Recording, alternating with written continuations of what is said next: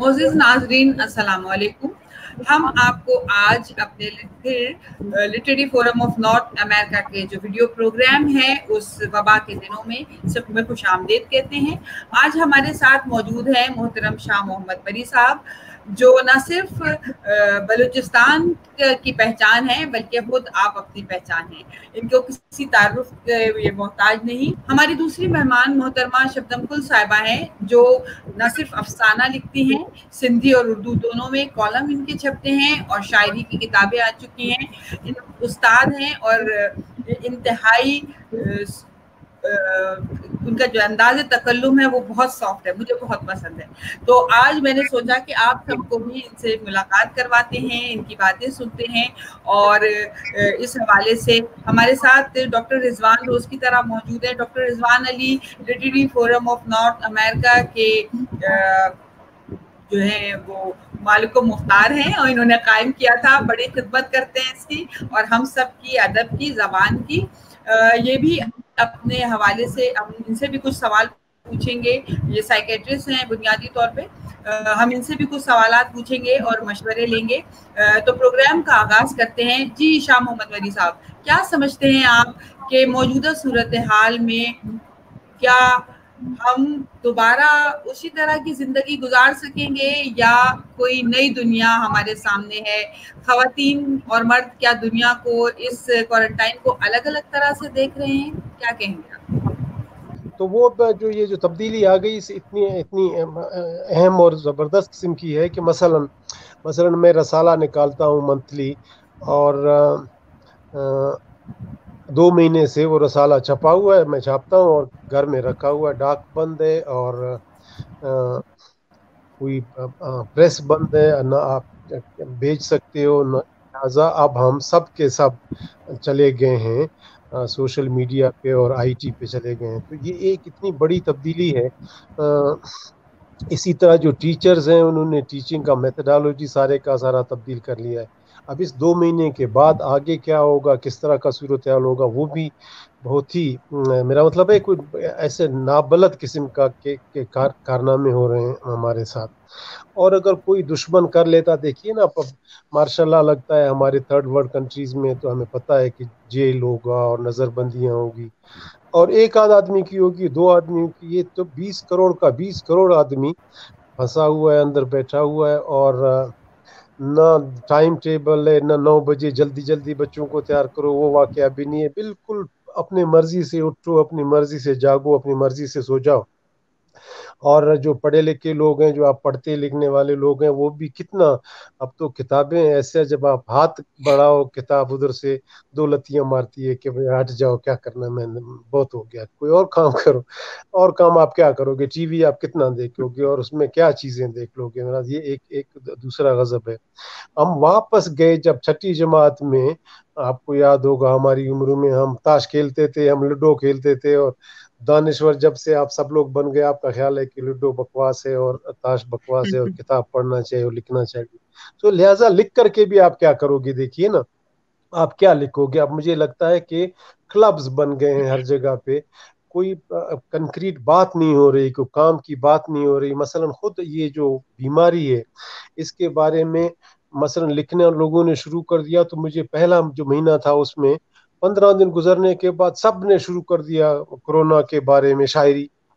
اچھا, وہ شاعری جب آ گئی, میں جب دیکھ رہا تھا, نہ اس میں کورونا ہے, نہ اس میں وائرس ہے, نہ اس میں بیکٹیریا ہے, نہ اس میں ویکسین کا ذکر ہے. میرا مطلب یہ چیزیں تو پتہ ہی نہیں ہے نا ہمارے دانشوروں کو. باقی چیزیں تو ماشاءاللہ محبت ہے اور بلبل ہے, اور یہ چیزوں کا تو پتہ ہے, مگر یہ جو سائنس والا معاملہ, یہ تو ایسا لگتا ہے کہ اس پر پابندی تھی ہم لوگوں نے. باقی سارا کام کرنا ہے. بر صغیر میں ہندو اور مسلمان کی لڑائی کیسے ہوئی, اور شیعہ اور سنی کیسا کر رہا ہے, اور مرزائی کتنا کافر ہے, اس طرف کوئی آیا ہی نہیں ہے کہ میڈیکل سائنس بھی کوئی چیز ہے, اور اس میں ایک ایسی بیماری آ گئی. تو وہ شاعری کورونا کی آ گئی, مگر اس میں کورونا تھا ہی نہیں, باقی سب چیزیں تھیں. وہی جذبات, وہی قصے, وہی فراق اور وہی باتیں تھی. لیکن کورونا کیا ہے, کہاں سے آیا, اس نے کیا کرنا ہے, لائف پیٹرن کیسے تبدیل ہوا, مزید کیا ہوگا, کیا معلومات ہیں, کچھ نہیں. ایک آدمی کی شاعری آپ اٹھا لیں, 15 جو اور آئے ہوئے ہیں ان سب کا دیکھ لیں, ایک ہی چیز ہے, ایک ہی جیسی چیزیں. अफसाना अभी तक मेरे पास तो कोई ऐसा नहीं आया कि जिसमें इस बीमारी के बारे में कोई चीज़ आ गई। सिर्फ वो जो पिछली बातें थी उनको सिर्फ हटा करके लफ्ज़ कोरोना सब ने डाल दिया है, और वो कोई काफ वाव डालता है, कोई सिर्फ काफ रे डालता है, बस यही धंधा चल रहा है।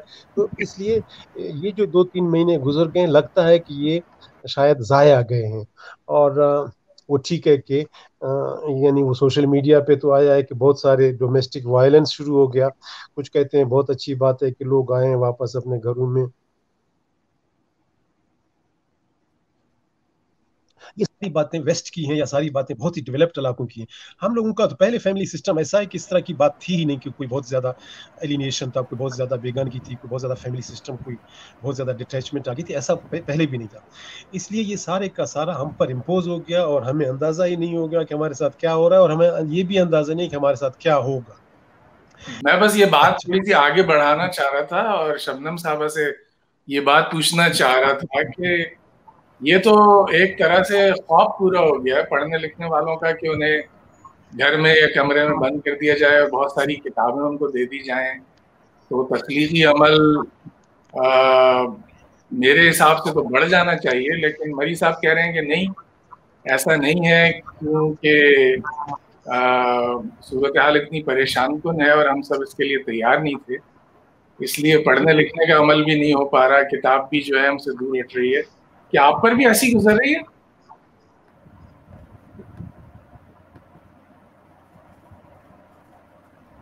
हालात बदल चुके हैं, और काफ़ी मुल्क हैं जो इस कोरोना की वबा के मरहले से गुजर रहे हैं, मसाइल से निबर्द आज़मा हैं। बहुत सारे मसाइल हैं। अगर हकीकी उसको हक़ाइक़ को सामने रखकर अगर हम बात करें, तो ये सिर्फ़ हमारे साथ नहीं हो रहा है, बल्कि ये 180 या 190 ममालिक में ये हो रहा है। इटली की मिसाल आपके सामने है, और अब अमेरिका में आप देख लीजिए। और जिन-जिन मुल्कों ने कोरोना पे काबू पाया है, उसकी वजह ये है कि वहाँ पर उस बात की नज़ाकत को समझा गया। थोड़ा-सा अगर हम अपने ऊपर जबर कर लेते हैं और समझ लेते हैं बात को, तो उससे काफ़ी बेहतरी आ जाती है। लेकिन इस तस्वीर का दूसरा रुख भी है कि हम लोग तो तनख्वाहदार जो तबका है वो, या कुछ ऐसे लोग जो खाना स्टोर कर सकते हैं, अपने घरों में रख सकते हैं, और लेकिन बहुत सारे लोग ऐसे हैं जिनके घरों में खाना नहीं है, वो रोज़ निकलते हैं और रोज़ कुछ हाथ-पाँव मारते हैं, उसके बाद उनके घरों का चूल्हा जलता है, कुछ इस तरह की सूरत-ए-हाल है, तो वो लोग तो बहुत ही मुश्किल में हैं।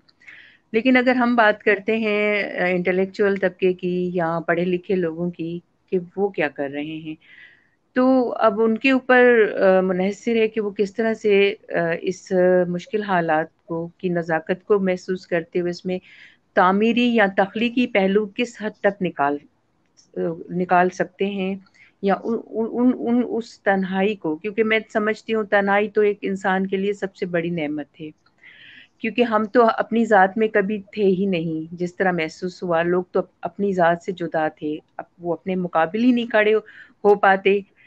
सेल्फ एक्चुअलाइजेशन कह लीजिए, खुद शनासी कह लीजिए, सेल्फ अवेयरनेस, या बहुत सी बातें ऐसी हैं कि खुद आगाही कह लीजिए।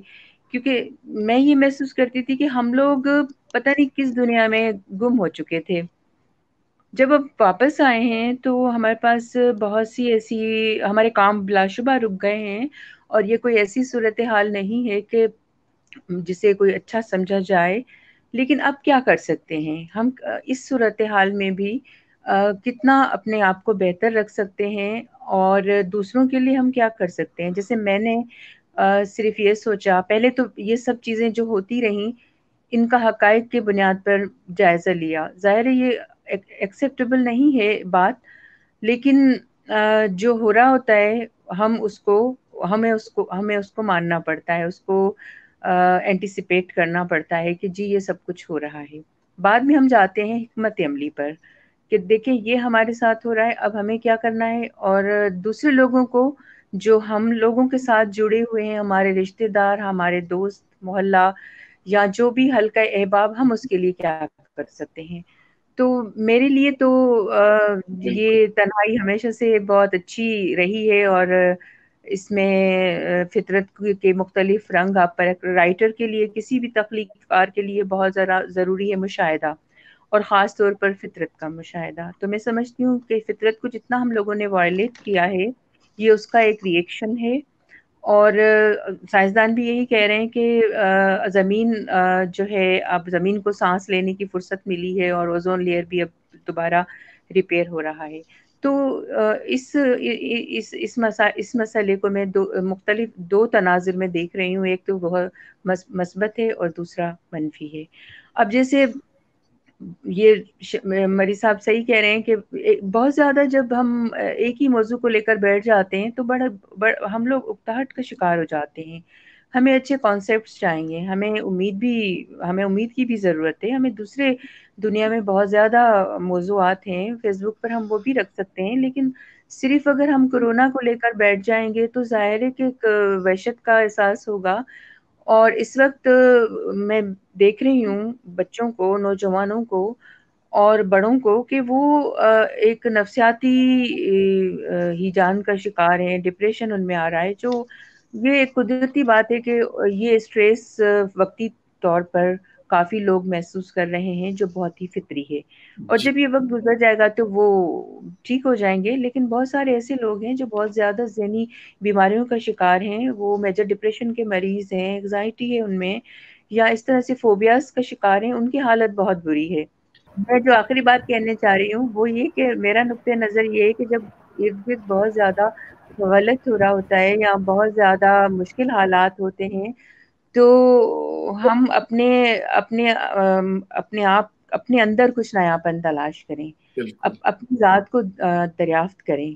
تو یہ وہ لمحے ہیں جو بہت زیادہ مشکلات ہیں بلا شبہ، اور ان مشکلات کو مل کے ہمیں سامنا کرنا ہے.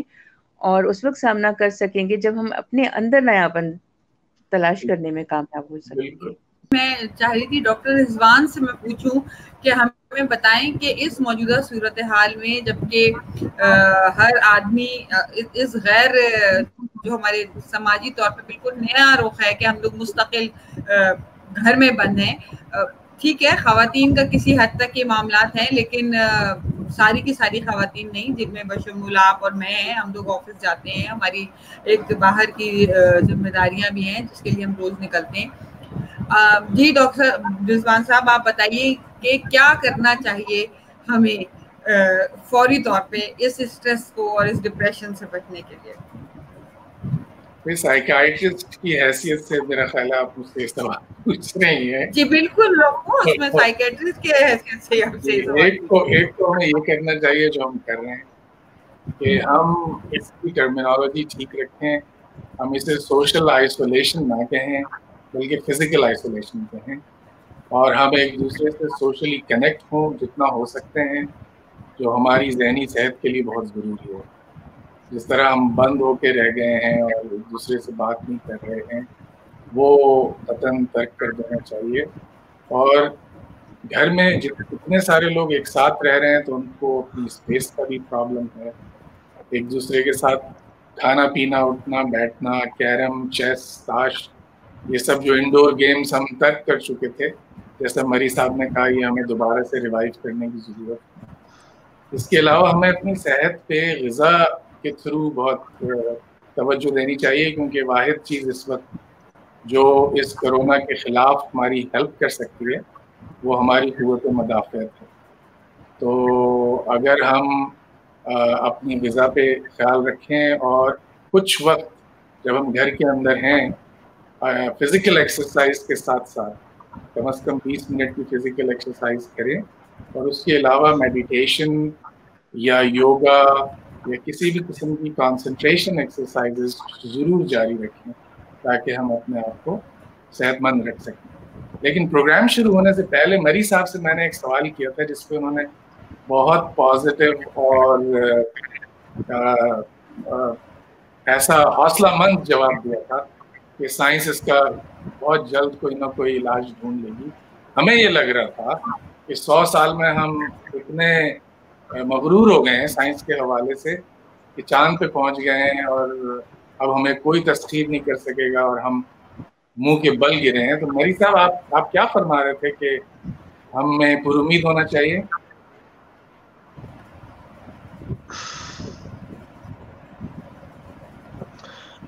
ہاں صاحب، میرا خیال یہ ہے کہ ویسے یعنی ایک تو ویسے ہمارا جو وہ انسانوں کا اپنا شاونزم ہے وہ اپنی جگہ پہ، مگر اس میں بھی شک نہیں ہے کہ انسان شاید سب سے زوراور مخلوق دنیا کی انسان ہے.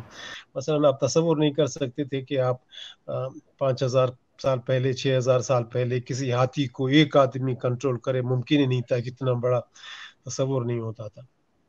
پھر دوسرا آپ دیکھ لیں یہاں بیماریوں کا، مثلا چیچک ایک بیماری تھا، کہاں ہے یار؟ ڈھونڈ کر کے ذرا کوئی دیکھے، مجھے بتائے کدھر ہے. پھر اسی طرح پلیگ آیا تھا درمیان میں، کتنے انسان مر جاتے تھے، اب وہ کہاں ہے؟ اس لیے یہ کوئی چیز نہیں ہے، اس کو تو 2 منٹ میں سنبھال سکتا ہے آدمی. صرف اتنی سی بات ہے کہ اتنا سا موقع دے کہ ہم ویکسین بنانے میں کامیاب ہو جائیں. اور ویکسین بنانے کا مطلب صرف یہ نہیں ہے کہ وہ کوئی بہت صدیاں لگ جائیں گی، 4-5 مہینے کے اندر اندر یہ چیز بن جائے گا. اور ہم پہلوان جس طرح جیت کر کے پھر وہ نہیں دونوں بازو اٹھا کر کے فتح کا اعلان کرتا ہے، ہم ایسے کریں گے اور وقت آ جائے گا ہم کر لیں گے.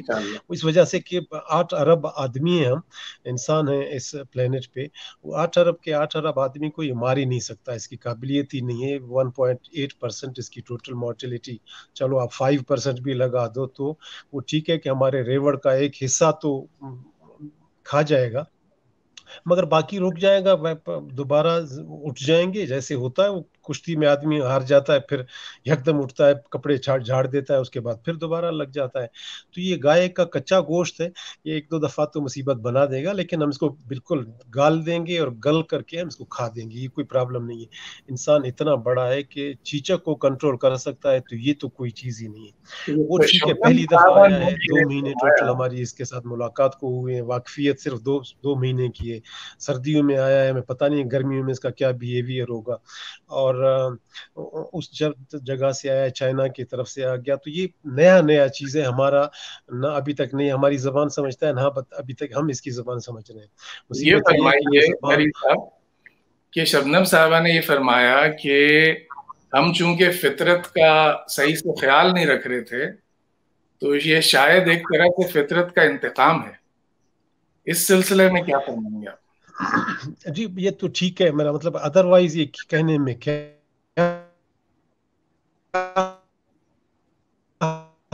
نہیں، ہم نے پہاڑ نہیں وہ بھی چیز ڈھونڈا. مثلا ہمارے یہاں عام ایک رواج تھا کہ آپ 200 گز ہٹ کر کے پھر ٹیوب ویل دوسرا لگائے گا. یہاں ٹیوب ویل اگر لگایا ہوا ہے تو اگلا آدمی جب ٹیوب ویل لگانا چاہتا ہے تو کم از کم 200 گز دور لگا لے. تو وہ تو ہم نے کچھ نہیں چھوڑا، وہ تو ٹھیک ہے، نیچر کے ساتھ ہم نے جو تماشے کیے وہ تو ہمیں معلوم ہے. مگر سچی بات یہ ہے کہ یہ تو اس طرح ہے جیسے کہ مولوی صاحبان بولتے ہیں کہ خواتین کے لباس جو ہے وہ چونکہ ٹھیک نہیں ہے، لہٰذا عذاب ہے اور ہمیں یہ مصیبت ہم پر آئی ہوئی ہے. تو وہ ٹھیک ہے کہ ہم نیچر کے ساتھ، یہ ویسے کہا جائے کہ بھی نیچر کے ساتھ ہم زیادتی کر رہے ہیں، ہمیں یہ تسلیم کرنی چاہیے. مگر ہر چیز کو جا کر کے نیچر کے ساتھ فٹ کرنا، یہ میرا مطلب ہے ٹاک شو میں بھی ہم سنتے رہتے ہیں کہ وہ اینیمل جس جگہ پہ رہتا تھا آپ نے وہ درختی کاٹ دیے تو اینیمل سیدھا سیدھا آئے گا اور آپ کے ساتھ جو ڈائریکٹ اس نے وہ کرنی ہے وہ کر لے. لیکن عرض یہ ہے کہ یہ بہت سارے فیکٹرز ہیں، ایک فیکٹر شاید یہ بھی ہو یا بھی نہیں ہو، لیکن مین بات یہ ہے کہ یہ ایک چیز آ گئی ہے، سامنے آ گئی ہے. یہ 2 سال کے بعد ہمیں پتہ چلے گا کیسے آیا، کیا کیا فیکٹر تھے، کیا کیا وجوہات تھی. فی الحال سیدھی سادھی آیا، دشمن آ گیا آپ کے سامنے. اب آپ بیٹھ کر کے توضیحات دو گے یا دشمن سے لڑو گے. اس کے ہاتھ میں پتھر ہے، وہ آپ کو مارنا چاہ رہا ہے. تو 3 طریقے ہیں، یا تو آپ بھاگ جاؤ، بھاگنے کے لیے وہ آپ کو چھوڑے گا نہیں، ہر جگہ پتھر لیا ہوا کھڑا ہے، دروازے پر کھڑا ہے، باتھ روم پر کھڑا ہے، مین گیٹ پر کھڑا ہے، ہر جگہ پہ کھڑا ہے. دوسرا طریقہ یہ ہے کہ اچھا لیٹ جاؤ گے تو اور پھر آپ کو وہ بھی نہیں چھوڑے گا. تیسرا یہ کہ آپ بھی پتھر اٹھاؤ، رکھ کر کے اس کے مار دو ماتھے پر، توڑ دو اس کو. تو وہ پتھر فی الحال ہمیں نہیں مل رہا، 2-1 مہینے ہمیں لگیں گے. کبھی ملیریا کو ڈھونڈ رہے ہیں کہ اس کی دوائی کچھ کرے گا، کبھی کوئی BCG کو ڈھونڈ رہا ہے اس سے کوئی بات بنے گی. لیکن یہ ہے کہ یہ پکی بات ہے کہ زیادہ سے زیادہ یہ اگست سپٹمبر تک انسان فتح کا بگل بجا لے گا. یہ مجھے یقین ہے کہ ہم سب نہیں مریں گے. جو بچنے والے لوگ ہوں گے وہ چیزوں کو کوپ ود کریں گے, کرنا کیا ہے, کس طرح اور چیزیں کرنی ہیں. ایک بات. دوسری بات یہ کہ بڑی تبدیلی یہ آ گئی جی کہ جو آپ لوگوں کی جن چیزوں کی, جن اداروں کی تعریفیں کرتے تھے, ترانے گاتے تھے, وہ میرا خیال ہے کہ کچھ ذرا زیادہ ہی تھا, اور جن لوگوں کو آپ اگنور کیے بیٹھے تھے وہ ذرا زیادتی تھی. مثلا ہم سمجھ رہے تھے ابھی تک کہ انسان کا صرف ایک دشمن ہے اور وہ دوسرا انسان ہے, یعنی انسان کا دشمن انسان ہے, خواہ وہ روس اور امریکہ ہوں, خواہ وہ شیعہ سنی ہوں, خواہ وہ فلانا قوم اور فلانا قوم ہوں, فلانا فام ہوں یا سفید فام ہوں یا فلانا ہوں. ہم ابھی تک یہ سمجھ رہے تھے کہ انسان کا ایک دشمن ہے اور وہ دشمن دوسرا انسان ہوگا. اب پتا پہلی دفعہ چلا نہیں بابا, یہ تو اس طرح کا بڑا دشمن ہے کہ یہ ایٹم بم بھی اس کے سامنے کچھ نہیں, ٹینک بھی اس کے سامنے کچھ نہیں. آپ مریخ اور چاند اور کہاں تک پہنچ سکو گے, پہنچتے رہو, جاتے رہو, لیکن اس کی مرضی اگر ہوئی تو آپ گھر میں بیٹھے ہوئے, تیسرا مہینہ ہے کہ آپ باہر نہیں نکل سکتے ہو, یہی صورتحال گیٹ سے باہر نہیں نکلنے دے رہا ہے. تو اب عرض یہ ہے کہ یہ جو ہم ابھی تک ٹینکوں پر لگے ہوئے تھے, میزائلز پر لگے ہوئے تھے, ایٹم بم بنا رہے تھے, ہائیڈروجن فلانے بم بنا رہے تھے, اور ترانے گا رہے تھے کہ میرا ڈھول سپاہی آئے گا اور مجھے بچائے گا. ڈاکٹر بیچارہ درمیان میں چلا گیا تھا, نرس چلی گئی تھی بیچاری, وہ وارڈ بوائے چلا گیا تھا. وہ جو اینجلز تھے وہ میرا خیال میں کچھ ذرا زیادہ ہی قصاب کہنا شروع کر دیا تھا ہم نے اور بھی بہت بدنامی ان کی کرنی شروع کر دی تھی. اور بجٹ میں ان کا 2% بھی نہیں, تھرڈ ورلڈ میں تو ہیلتھ اور ایجوکیشن تو ہے ہی نہیں. پہلی دفعہ انسان کو اندازہ ہو گیا کہ نہیں, اب سلوٹ کرنا ہے تو ڈاکٹر کو سلوٹ کرنا ہے, نرس کو اور پیرامیڈیکل سٹاف کو سلوٹ کرنا ہے. اگر ترانے بجانے ہیں اب ان کے لیے ترانے بجاؤ, اور ان کا بجٹ بڑھاؤ, اور ان کو اسلحہ دے دو, اور ان کو اکوپمنٹ دے دو, اور چیزیں دے دو. یہ پرائرٹیز جو تھیں چینج ہوئی. جی سر, جی پرائرٹی چینج. میں بھی یہی پریورٹی کی بات کرنا چاہ رہی تھی کہ اب ہماری پریورٹی صحت ہے, جیسے کہ آپ نے کہا کہ ہمارے اپنے جو ڈاکٹرز ہیں اور نرسز ہیں ان کو اکوپمنٹ دیں, ان کو ان کی جو اہمیت ہے اس کو تسلیم کریں. شبنم صاحبہ, آپ کیا سمجھتی ہیں کہ تعلیم کی اہمیت اور سوشل سائنسز کی جو اہمیت ہے وہ تو پہلے بھی مقدم تھی, آج بھی ہے, اور سائنسز کی بھی, جیسے کہ مری صاحب نے کہا, کیا موجودہ صورتحال میں لوگوں کو سیوک سینس سکھانے کی بھی ضرورت نہیں ہے کہ وہ یہ بات تسلیم کریں, اور وہ کیوں نہیں یہ بات سمجھ رہے کہ حکومت کی طرف سے اگر ان کو گھروں میں رہنے کے لیے کہا جا رہا ہے تو وہ یہ بات ماننے پہ کیوں تیار نہیں ہے؟ کیا چیز ہے جو انہیں روک رہی ہے, کیا وجہ ہے انہیں جو وہ نہیں مان رہے ہیں؟ مجھے تو ایسا محسوس ہو رہا ہے کہ وہ اس سنگین معاملے کی جو ایک بڑا ہی پریشان کن رخ ہے اسے نہیں محسوس کر پا رہے. اور کافی لوگ تو میں نے دیکھا ہے شہروں میں پڑھے لکھے لوگ ہیں, کافی لوگ تو گھروں میں وہ بالکل بیٹھے ہوئے ہیں, لیکن عام طور پر جو ہمارے گاؤں دیہات ہیں وہاں پر یہ اتنی زیادہ ان کی سمجھ نہیں ہے کہ وہ اس بات کی اس مسئلے کی نزاکت کو سمجھ سکیں. تو اس وجہ سے میں خود محسوس کرتی ہوں جیسے گلیاں ہیں اور گلیوں میں بھی کافی دکانیں ہیں, صرف بڑی بڑی شاہراہیں یا بڑی جو بیچ کے راستے ہیں وہاں پر اگر آپ دیکھیں گی بڑے شہروں میں تو وہاں تو خاموشی چھائی ہوئی نظر آتی ہے. لیکن اس کے باوجود جو ہمارے دوسرے ایریاز ہیں, جو محلے ہیں, وہاں پر لوگ باہر بچے بھی کھیل رہے ہوتے ہیں, تو وہ بات نہیں سمجھ پا رہے. تو مجھے تو ایسے ہی لگتا ہے کہ جیسے ایک عام سمجھ ہوتی ہے جسے کامن سینس کہا جاتا ہے, جب لوگ حسیاتی طور پر متحرک نہیں ہوتے, ان میں وہ کامن سینس نہیں ہوتا کہ وہ عام سمجھ کے وہ عام بات سمجھ سکیں, فائدے کی یا نقصان کی بات یا صحیح وقت پر فیصلہ کر سکیں, اس کی مجھے کمی محسوس ہوتی ہے, نظر آ رہی ہے کہ یہ لوگ یہ بات نہیں سمجھ پا رہے. اور اب دیکھیں کہ ہزاروں کی تعداد میں مریض جو ہیں بڑھتے جا رہے ہیں, اور WHO نے کہہ دیا ہے کہ یہ 1-2 مہینوں میں 2 لاکھ تک ان کی تعداد ہو جائے گی. اور آپ خود دیکھیں ہمارے ڈاکٹرز ہیں وہ ان کے پاس سیفٹی کٹس نہیں ہیں. اس طرح سے اگر مریض بڑھتے چلے جائیں گے تو ہم اپنی ذات کے لیے کیوں سوچ رہے ہیں؟ ہم یہ کیوں نہیں سوچ رہے کہ اگر ہمیں باہر جانا ہے بلا ضرورت تو ہم واپس آئیں گے تو ہمارے گھر والے بیمار ہوں گے, اور پھر ایک مریض اگر ہے تو وہ پتہ نہیں کتنے لوگوں کو اس بیماری میں مبتلا کر کر دیتا ہے. تو سوشل اویئرنیس کی بہت ضرورت محسوس ہوتی ہے کہ ہم بات کو اگر سوشل میڈیا پر بھی رکھ رہے ہیں تو اس طرح کی پوسٹیں رکھی جائیں کہ لوگوں تک بات پہنچے اور اس طبقے تک پہنچے جسے بہت زیادہ ضرورت ہے ایجوکیٹ کرنے کی اور اس مسئلے کی کی جو نوعیت ہے یا اس کی جو سنگینی ہے اسے سمجھانے کی بہت ضرورت ہے. شبنم صاحبہ آپ مستقل اس حوالے سے لکھ رہی ہیں, آپ کے کالمز آ رہے ہیں, آپ نے بھی کہا کہ ان لوگوں کو بھی اویئر کرنے کی کوشش کی جائے. آپ نے کیا کوئی اپنی چیز ہمیں سے شیئر کرنا چاہیں گی جو لارجر آڈینس کے ساتھ جو آپ نے لکھا ہو اور آپ سمجھتی ہیں کہ اس بات پہ ابھی تک اس طرح بات نہیں ہوئی جیسے ہونی ہی چاہیے؟ جی کافی موضوعات ہیں جن پر میں ابھی لکھ رہی ہوں, کیونکہ میں سمجھتی ہوں کہ کالم جو ہے براہ راست آپ رابطہ رکھ سکتے ہیں لوگوں سے, اور جو موجودہ مسائل اگر کوئی حل لے کر آپ آ سکتے ہیں یا کوئی حکمت عملی بتا سکتے ہیں کہ آپ ہاؤ ٹو بی اسٹریٹجک, کیسے آپ اس مسئلے سے باہر نکلیں. تو میرے لکھنے کا جو طریقہ کار یہ ہے کہ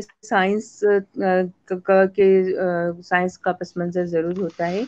جیسے ابھی کچھ عرصہ پہلے میں نے ایک کالم لکھا کہ جیسے ہماری سونے کے جاگنے کے اوقات بالکل ہی چینج ہو کر رہ گئے ہیں. سرکیڈین ریدمز جو ہیں جو ہمارے پورے جسم کو کنٹرول کرتے ہیں ان کی فعالیت سوالیہ نشان بن جاتی ہے جب ہم فطری نظام کو چیلنج کرتے ہیں. جب ہم راتوں کو جاگتے ہیں اور دن میں سوتے ہیں تو ہماری جو سائیکی اور ہمارا جو جسمانی نظام ہے وہ وقت کے ساتھ ہم آہنگ نہیں ہو سکتا.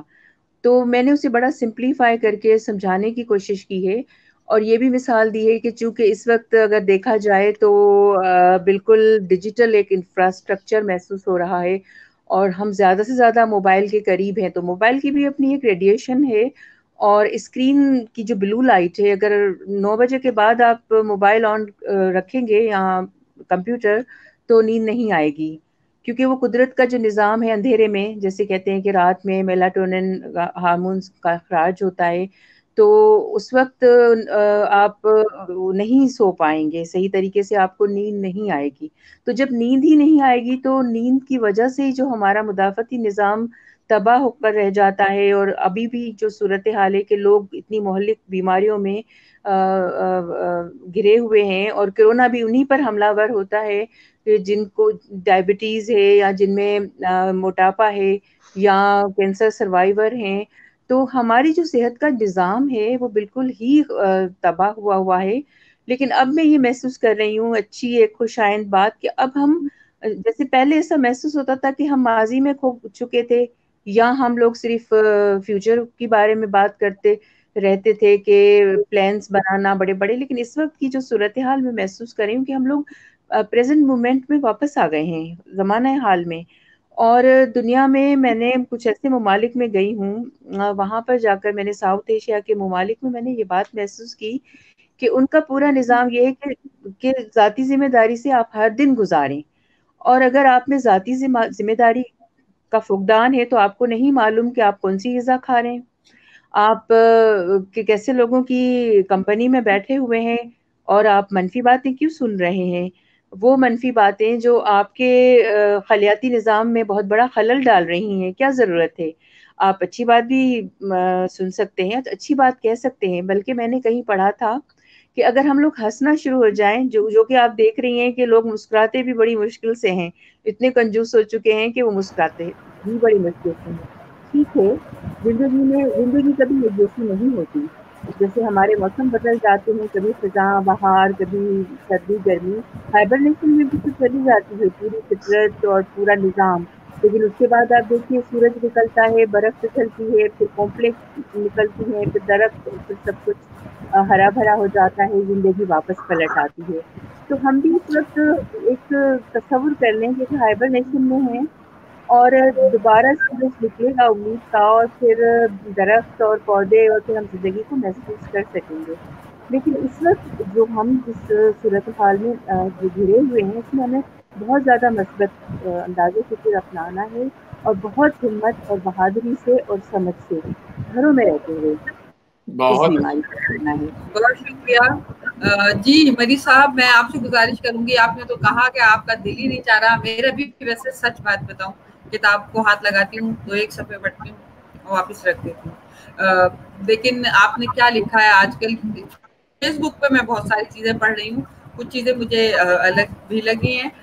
आप बताइए कि आपने क्या लिखा है और क्या आप समझते हैं, अगर नहीं लिखा कब तक आपका लिखने का इरादा है, क्या कोई प्लान है? जी हम बहुत कुछ लिख रहे हैं, मेरा मतलब है प्रॉब्लम ये हो रहा है कि टाइम ज़्यादा हो गया और इतना अवेलेबल हो गया कि जिसका अंदाज़ा नहीं, तो लिखा बहुत जा रहा है। एक मौजू पर तो आप ज़ाहिर है नहीं लिख सकते हैं, जल्दी आप उकता जाएंगे। एक तो पढ़ने का अच्छा खासा टाइम मिला, जो आप बहुत अरसे से किताबें अंबार रखे हुए थे, वो किताबें पढ़ने का मौका मिला।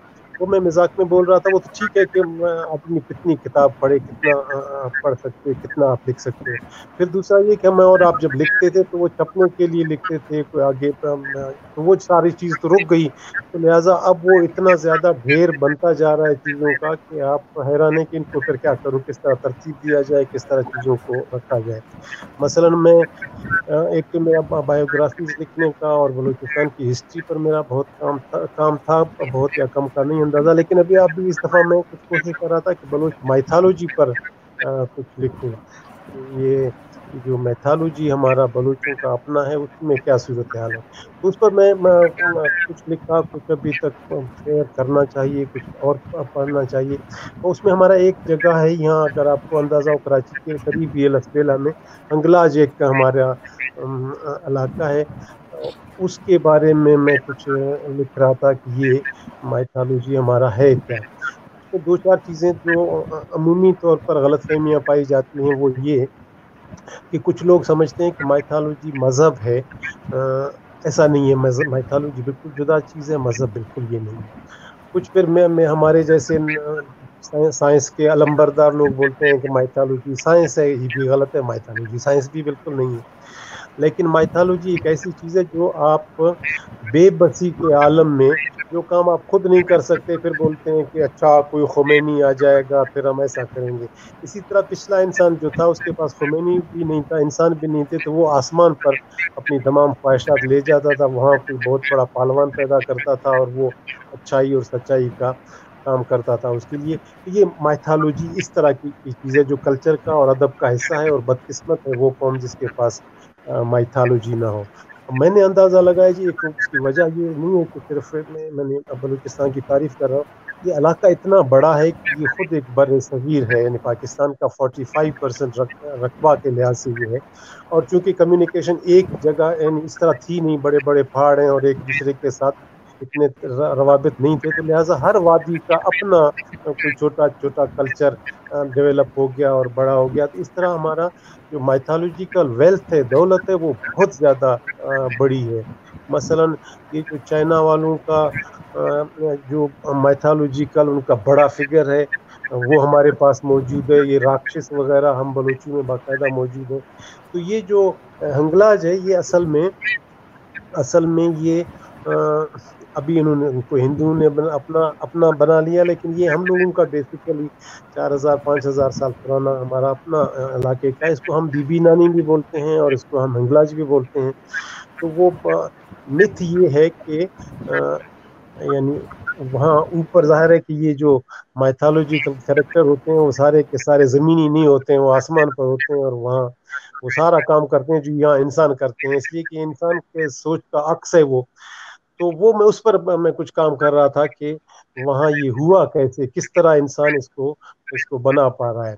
मसलन इसका बुनियाद ये है कि ये खातून थी और वो खातून एक बड़े देवता पर आशिक हो गई, और वो देवता पहले से शादीशुदा भी था और वो इसको लिफ्ट नहीं दे रहा था और बड़ा बेचारी परेशान हो गई, इधर उधर इधर उधर।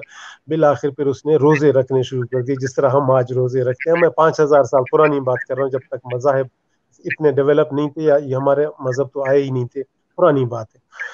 तो उसने इतना रोजे रखे कि वो फिर हफ्ते में सिर्फ बेर का एक पत्ता खाती थी। इस हद तक उसने कितने 1000 साल देवी थी, रोजे रखते। बिल आखिर वो आदमी का दिल उसने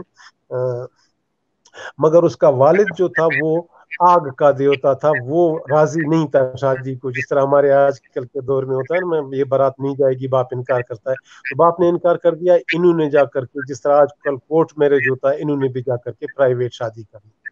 तो बाप बहुत नाराज था और इनको आना जाना मना किया था, और सोशल जिसको आप बोलते हैं ना, बाइकाट करना, इस तरह किया हुआ था। तो एक दफा बादशाह जो आग का देवता था, लड़की का जो बाप था, उसने बहुत बड़ा आग का जश्न मनाया और सारे पंडितों, सारे बुजुर्गों, वलियों को, पहलवानों को बुलाया कि आओ और मैं जश्न मना रहा हूँ। तो ये बेटी भी जिस जगह पे थी, तो उसने अपने खावंद को बोला कि भैया ऐसे करते हैं कि बाप का है, बहरहाल नाराजगी अपनी जगह पे, चलते हैं उसका जश्न। तो बेटे ने कहा मैं तो बिल्कुल नहीं जाता हूँ, दामाद ने कहा मैं तो बिल्कुल नहीं जाता हूँ, लेकिन तुम की चूंकि बेटी हो लिहाजा तुम्हें इजाजत है, तुम अगर जाना चाहते हो तो जाओ। तो बेटी वहां जब पहुंची तो उसने उसकी बड़ी बेइज्जती की। हाँ, बाप ने, सारे देवता मौजूद थे, सारे छोटे मोटे जितने मेरे सब मौजूद थे, तो उसने बड़ी बेइज्जती की, बेचारी बर्दाश्त करती गई, बाप है। मगर जब उसने उसके महबूब की बेइज्जती करनी शुरू कर दी, तो फिर लड़की को गुस्सा आया कि तो बहुत ज्यादती है, मेरा मतलब है ऐसा तो आपको नहीं करना चाहिए। तो वो जो आग बड़ी जल रही थी, लड़की ने अपने आप को उस आग में फेंक दिया। तो चूंकि देवी थी इसलिए मर तो गई, मगर उसका लाश जाहिर नहीं जलना था, हम जैसा गरीब तो नहीं था कि उसका लाश जल जाता। तो वो, मगर वो देवता जो उसका खावन था, कहीं भी दूर कहीं था, उसको अंदाजा हुआ कि मेरी महबूबा के साथ ही हुआ, तो वहां से उड़ता हुआ आया और उसको उठा करके कंधे पर। उस देवता का कमाल ये था कि उसको जब भी गुस्सा आता था वो डांस बहुत करता था, बड़ा वायलेंट किस्म का रक्स करता था।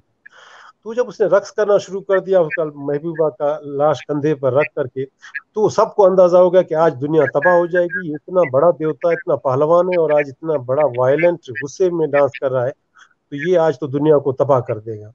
तो क्या किया जाए, इससे लाश तो छीना नहीं जा सकता, और एक ही रास्ता था कि अगर जिस वक्त लाश छीना जाए तब इसका गुस्सा इधर उधर हो जाए। तो वो, अगर आपने इंडियन फिल्मों में देखा ना, वो एक आदमी है, उंगली ऐसे करता है और सूरज उसके गिर्द घूमता रहता है, तो वो खड़ा था। उसने कहा और कोई रास्ता नहीं है, इस लाश के अगर मैं टुकड़े कर लूं तो शायद, और टुकड़े दूर दूर फेंकूं तो शायद कोई रास्ता बन जाए। तो उसने उस लाश के कोई 52 टुकड़े कर लिए, 52 टुकड़े उसने उस चरखी, वो जो सूरज घूमता रहता है उसके जरिए करके, और दूर दूर फेंकता गया। कोई श्रीलंका गिर गया, कोई इंडिया गिर गया, कोई कहाँ गिर गया, कोई राजस्थान गिर गया। और जहाँ जो उज्व गिरता गया, आर्गन गिरता गया, वहां पर वो एक मंदिर बन गया। तो उसके जो सर था वो आकर के यहाँ हमारे हंगलाज में उसका सर देवी का गिर गया। तो लिहाजा ये हंगलाज उस वक्त से फिर हमारा एक माइथोलॉजिकल एक अड्डा बन गया। 4 अप्रैल को यहाँ हमेशा लतीफ 2 दफा आया था, और बहुत सारे लोग आए थे, और बड़ा जश्न होता है और 4-5 दिन का। तो वो, उस पर मैं कुछ, मेरा मतलब है काम कर रहा था, कुछ लिख रहा था, इसी तरह माइथोलॉजिकल चीजों को इकट्ठा कर रहा था। और बताइए। क्या जबरदस्त कहानी सुनाई आपने। बहुत जबरदस्त हो गया मैं तो। हाँ, फिर उसकी एक वाक्य, 2 मिनट और लूंगा आपसे। तो यहाँ एक हुआ ये था कि अगर आपको याद हो, राम की जो महबूबा थी या उसकी बीवी जो थी, उसको वो रावण उठा कर ले गया था, आपको अगर याद हो। तो वो मैथोलॉजिकल एक किस्सा है कि वो ले गया और 14 साल तक उसको अपने साथ रखा था। और राम फिर बंदरों को साथ मिला करके और लड़ने के लिए चला जाता है, बिल आखिर जा करके रावण को शिकस्त होती है और अपना सीता वो उठा करके लाती है। मगर उसके साथ तमाशा ये होता है कि रावण उसके हाथ से कत्ल हो जाता है। तो वो जब वापस आ जाता है तो बहुत अच्छा किया उसने, इतने बड़े बदमाश को, उसकी बेगम को ले गया था, महबूबा को ले गया था, तो वो अच्छा तो किया था, कत्ल किया था, जाहिर है कत्ल करना चाहिए था। मगर प्रॉब्लम ये था कि जो रावण था वो रावण ब्राह्मण था जात का, और ब्राह्मण तो भगवान के बहुत करीब होते हैं। लिहाजा भगवान नाराज हो गया कि भाई तुमने हमारे ब्राह्मण को मारा है, लिहाजा मैं तुमसे नाराज हूँ। तो राम ने 4 साल फिर रोजे रख करके, इबादत करके भगवान को मनाया, और वो जो रोजे रख के जो रियाजत किया वो भी आकर के हंगलाज में किया। तो राम भी 4 साल यहाँ रहा, इसलिए उसका दुगना अहमियत है इस इलाके की। ये देखेंगे हम बिल्कुल। वाह वाह बहुत दिलचस्प बात। और हम मुझे अब ये समझ, हर साल प्रोग्राम बनाते हैं, हिंगलाज जाना है। अब लगता है कि अगले साल हम जरूर आएंगे। बिल्कुल, अब तो सबको जाना। हाँ, हिंगलाज तो आप आ जाओ, कमाल का इलाका है जी, कमाल का इलाका है, बहुत खूबसूरत है, बहुत अच्छा इलाका है।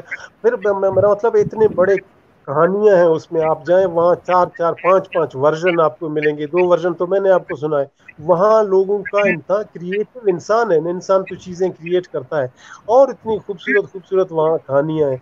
जरूर आना चाहिए सबको। पहला तो काम ये है कि ग्वादर का समंदर देखना चाहिए, अभी तक साफ सुथरा समंदर है, आप लोगों ने किसी ने नहीं देखा होगा दुनिया में, इतना साफ, इतना सुथरा, इतना सुथरा समंदर नहीं होगा, साहिल नहीं होगा। इसको देखना। दूसरा हंगलाज तो जरूर देखना।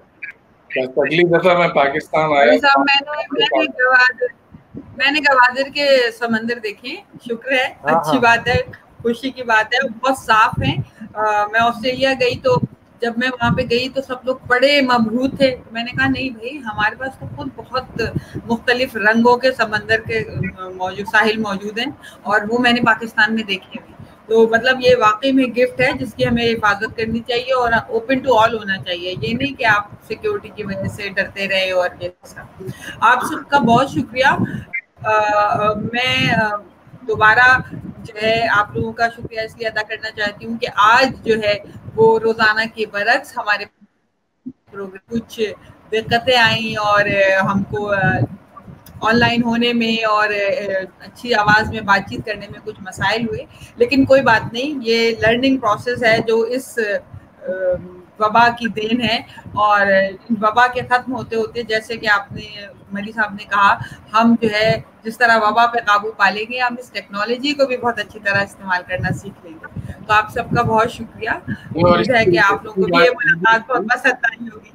एक अच्छी बात ये भी कि हमें थोड़ा सा ज्यादा टाइम मिल गया इन लोगों के साथ। जी हाँ जी जी।